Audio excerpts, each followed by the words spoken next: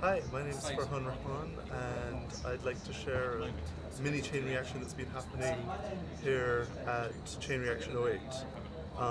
I've been having a conversation around new media, around connecting organizations, around the ways in which social computing and sort of the new media platforms get used within business, within organizations.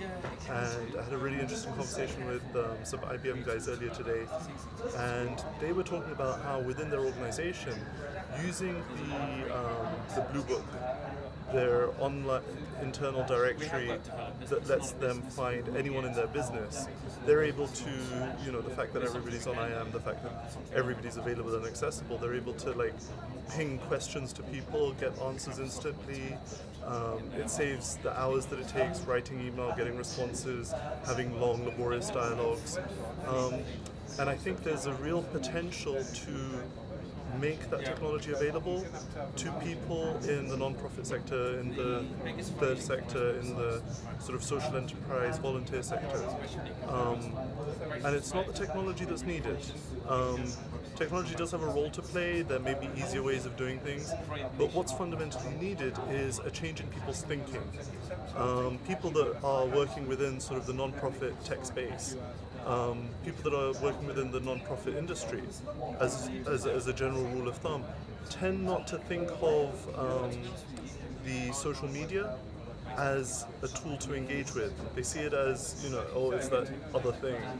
And I think there's a huge potential, given the success of the Obama campaign, which was financed through individual people's contributions. It wasn't some mass budget, it wasn't some big corporate thing.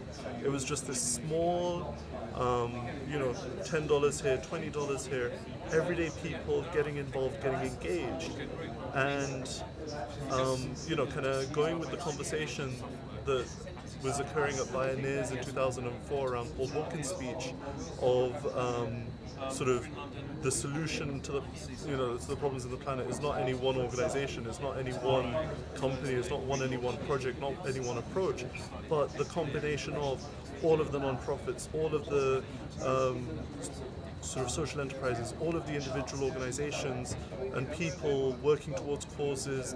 It's that diversity that, within an ecosystem, for things to thrive there has to be diversity. When things become homogenous, they break down and die. And it's that diversity and cultivating that diversity and enabling and facilitating the connections between people in that ecosystem that I think requires some learning or some mentoring or some awareness raising.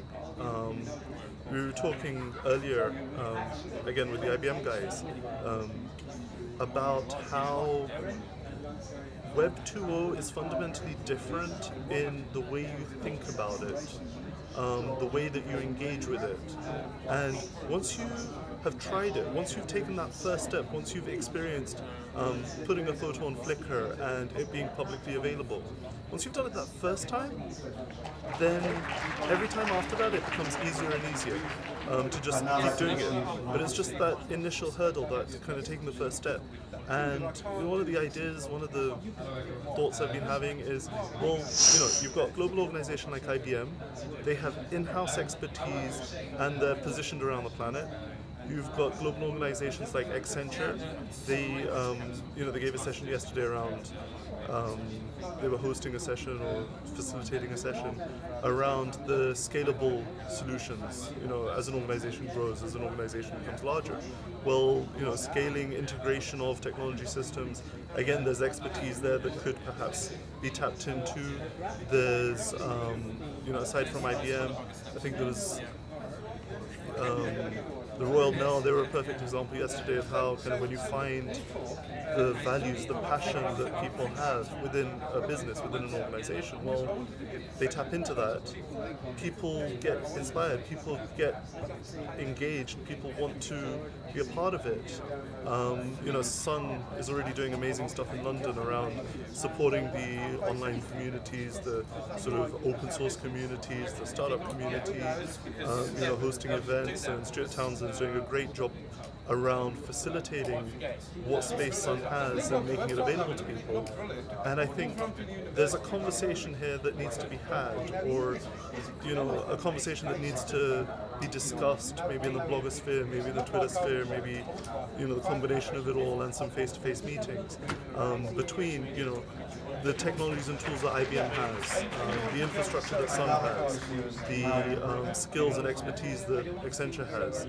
Perhaps, maybe it's other organizations, I don't know, just expressing an idea from a chain reaction that might be occurring at this moment for me and all the people that I've been talking to, and this unmet need that all of these organizations, as much as I can see in all the sessions, the requests are all the same. They want to connect with people. They're looking to find people working in, or people with these skills. And to me, I immediately started thinking when I heard about IBM's White Room. Sorry, I got distracted there a second. When I heard about IBM's blue book, about how they have enough information about everyone in their organization. Whenever they need to find anyone, they just search and they find them.